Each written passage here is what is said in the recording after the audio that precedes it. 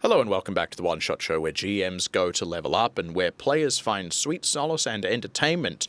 My name is Matt. I'm joined once again by Paddy, and once again this episode is brought to you by Start Playing. Go to startplaying.games. Use the link in our description for $10 off your first game. They've also specifically requested this episode topic, which is, I believe we're going with the title LFG Struggles, or Looking for Group Struggles, because obviously this is a particular problem that Start Playing as a platform helps solve. But back in the before times, back before the internet, back before you had these wonderful online platforms to help match players to willing GMs, in the Wild West, you just had to show up at your local game store and figure it out. Find a group of people that you're going to play with. And I don't know about you, but I've got some horror stories. I mean, I potentially do as well. I'm curious to get into this because, you never really know. You can always lie. By the way, you can make some up if you want. These guys don't know. I'm thinking about that. Some of my looking for game struggles along these lines, and sometimes I've shown up to tables with my friends, but they become a completely different person while they're doing their tabletop role-playing game. The first a bandit surrenders and they're immediately like, let's torture them, and you're like, for information, right? They're like, for what? And you're like, who is this guy who I've broken bread with all these years? Or I'm constantly surprised by the player who will show up, and I've known this person sometimes for years at a time, and they'll show up and they have just arrived the most finely tooled power gamer in the world, and they've deliberately they've had the wherewithal to deep dive into the forums and make something that is explicitly the most mechanically tooled thing in the world. And I'm like, oh, but my other players don't like to do that. They're here for they're drama kids. They're here for a different purpose. So sometimes it's maybe a mismatch of those things. Yeah, I had a couple of those actually in the first serious campaign that I ran. They, to be honest, they took advantage of me. They knew that I was a first-time GM, and they took advantage of me. Were they more experienced players? Yeah, highly experienced, and they showed up with these incredibly powerful builds that I also didn't really know how to mitigate and challenge. I wasn't experienced enough to lay out ahead of time the power level I expected out of players and how to sort of marry those things up. I didn't have the same wealth of experience I have now, where if player A and B are at this level of power and player C is nowhere near as effective, I'll go juice up player C a bit. I just didn't have all of those tools, and they knew that. Yeah. And that kind of player, I just want to be clear, that kind of player is a piece of shit. If you do that, that's awful. That's horrible. Don't do that. Taking advantage of the naivete of any other player at the table. Yes. I've also seen players who are essentially running another player's character sheet for them by only basically by turn interrupting and suggesting. Don't do that. That's a bad idea. Absolutely. Do this instead. Or something optimal. Why aren't you doing this spell instead? Why are you doing that on your turn? Yeah. Why do you never use this ability? I've never actually. Oh, I know, I take it back. I have played at a table before with somebody I didn't know that well who would do that to me. And in my endless struggle of being coward, my cowardice of politeness, I had no idea how to deal with that person, especially because they didn't know 5th edition quite as well as maybe they thought they did, and it was very confusing to go I don't think that's the case. and also look, at the end of the day, in all of these situations, we tend to look to the GM to resolve it. And if the GM doesn't know any better, or the GM doesn't realize that there's a problem, then it becomes a negative experience. There is an old maxim that no D&D is better than bad D&D. And it's absolutely true, as much as it might pain us, because, we show up to this thing because we love doing it. We enjoy playing, this is our main hobby for some of us. This is what we do on a weekend to relax and unwind before, we put the nose back to the grindstone for the boss man. So what are your group struggles that you've had, and then in hindsight, how might you mitigate them, or how might you as GM, if you notice this happening, mitigate those struggles? I'm going to share an anecdote. I don't know how I'm going to turn this into mitigating, but I'll tell you what I did about it. Maybe I can try and think of it. I showed up to my local game stores, it was their Thursday night regular thing, because I just wanted to play a bit more, and I wanted to get a little bit outside of the group that I had mostly played with up until that point. And also, to be perfectly honest, I was kind of looking to recruit a couple more players, and I thought this is a good way to meet other people in the hobby, and I ended up in this guy's game. It was a he was a lovely guy, and it was a really cool setting, sort of styled after feudal Japan. So you kind of got to remix a lot of the D&D tropes in the book to things that fit within that setting. It was very fleshed out, very realized world with a lot of politicking. But that game was a locked cage. That game was so, like, tied down. There was absolutely no room within it for the players to really do anything. There was a siege coming in 3 days' time, and we played out those 3 days across 3 sessions, and there was nothing to do. There was nothing that could actually happen. There were antagonistic forces that we couldn't make moves against. Now, the GM was trying to tell some kind of story with that.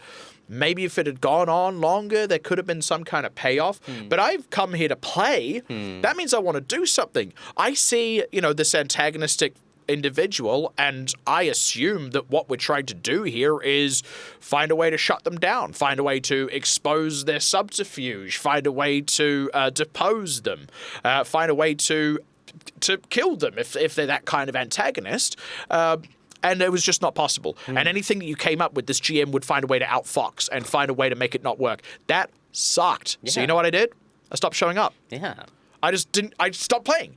That was the fix, right? Now, I don't know, maybe you could talk to the guy and tell him that, but also, we don't know each other. Yeah. We don't know each other a whole lot. And there's other people that show up every week who want to play in something. I found out a bit later on, as it happened, I ran into one of the other players in that game at a convention, and we got a little bit chatting about it, and he's like, oh, yeah, like, the week after you left, I was the only person who showed up, and then I stopped showing up after that. Because what that GM is doing, that's not even railroading. That's truly just shutting down. Yeah. It sounds like just shutting down offer after And again, offer. he wasn't a bad guy. Like, what if you're picturing something in your head of this nerdy grognard being like, actually no, not like that at all. He was genuinely a wonderful guy, and we got along like a house on fire. But then, man, the game just sucked. And that's probably just an experience thing. It kind of also feels like a courageous conversation around like expectations of the game, there is the ability for the player to go like, I'm not having fun at this table, which is a hard thing to do with strangers. So I think that's why you say like this is a topic that is rife with nightmare stories, because that sense of entrapment that you talk about is so easy to come across. And look, in that particular instance, like that system has been around since the dawn of D&D, where you go and play at local game store, and it actually tends to be fairly self-correcting because I think it was like $10 a night. It wasn't a whole lot. Imagine if I got $10 off that. But it was $10. It wasn't a crazy amount.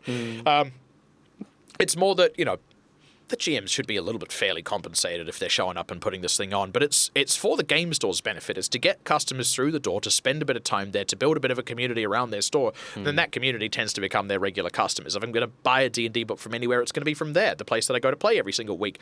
And it tends to be self-correcting, because if a guy's game sucks and everyone stops showing up, the store's going to be like, well, I don't think we really want you running games anymore, mate. I don't know what's happened there, but, we want full tables. We want people showing up and having a good time, which is kind of nice as a player, because it puts that uncomfortable conversation back onto an authority figure, as we were sort of talking about before, where when it's inter-player, you tend to look to the GM for the authority figure. When it's between player and GM, you tend to look for an authority figure above that. The modern equivalent of that is if you were to take, for example, an online game running platform like, I don't know, startplaying.games, you'd report that GM. You'd leave review. If it's absolutely outlandishly heinous behavior, you report them. You can rate and you can leave reviews and so on. So that layer of self-correction is always there. It just takes a bit of time. Yeah, no, that makes sense to me. I do. Yeah, I wonder as well. You know what else? What doesn't make sense to me though? What? Belts. What? As a general principle? Because if I'm wearing a belt, that's keeping my pants up. But on my pants are loops that keep my belt up. What's that all about? I don't know. Sorry, on with what you were saying. I just like belts. I just think they're a nice item of clothing. They can't be easy to wear. I was so thrown for a six there. I was so fixated on a point that's now left me. sorry to hear that. No, I can't recall. I go that, like, yeah, higher, like authority figure feels like an important part of that looking for game struggle. I also go, because, like, you're a new GM, you want to start a game, maybe with friends, maybe with new players. That's the other looking for game struggle. It's like, man, I think I'm going to really enjoy setting this up. I think about the approaches that I first made to players. And sometimes that went very, very well, and they're still with me at the table. And sometimes there were red flags that I should have picked up on sooner, in terms of actually, this person that I asked probably, I should have noticed that.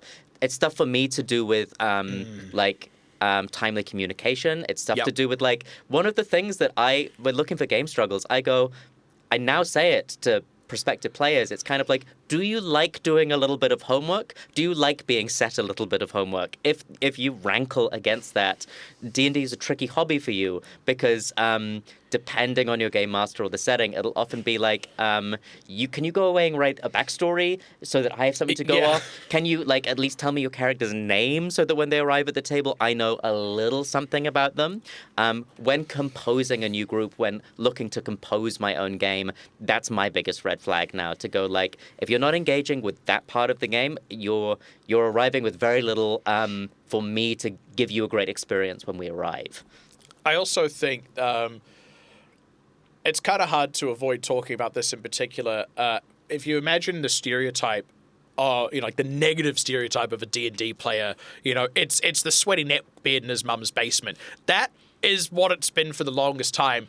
I would say it's changed slightly recently. I think it's fair to say that there is, and look, I want to be clear, this is an absolute minority of actual players, just as the big sweaty neckbeard was a minority of actual players back in the day as well, of players whose entire experience with something like D&D is entirely parasocial. They watch a lot of actual plays. They spend a lot of time on forums coming up with theoretical builds, and they have this very built-up idea in their minds of what it's like and how it plays and what they're going to get out of it and how fun it's going to be. And they might have been doing that for years. They might have bought books, and then they show up to their first actual game. It's nothing like that. And they have a miserable time, and they blame everyone other than themselves. It's the classic, why can't you be more like Matt Mercer player? Yeah. And as soon as someone asks me that, I'm like, go ask him if he'll run a game for you, buddy. Like, and what I actually do is, look, if someone mentions to me, something along the lines of, I'm not blaming Critical Role for this specifically, by the way, but if someone mentions something along the lines of, like, oh yeah, I love watching Critical Role, blah, blah, blah, I sort of, I go, oh yeah, no, Critical Role's great. Let me tell you though, we have this saying in the community that Critical Role is to D&D what porn is to sex.